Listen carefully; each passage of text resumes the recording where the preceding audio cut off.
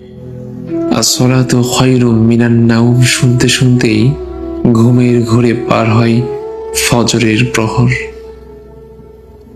আলস্য চোখ তাকিয়ে দেখে পরিপক্ষ সকাল। জোহরের আল্লাহু আকবার ধ্বনি কানে পৌঁছালেও ব্যস্ততার অজুহাত আগলে ধরে নামাজের পথ।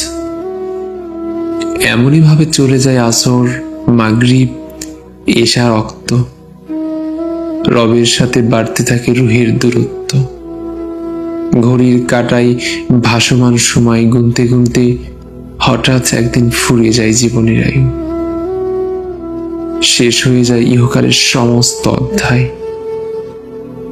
তবুও কখনো জানা হয় না কতটুকু হলো হায়াতের আমল, কতটুকু হলো ওপারের সঞ্চয়।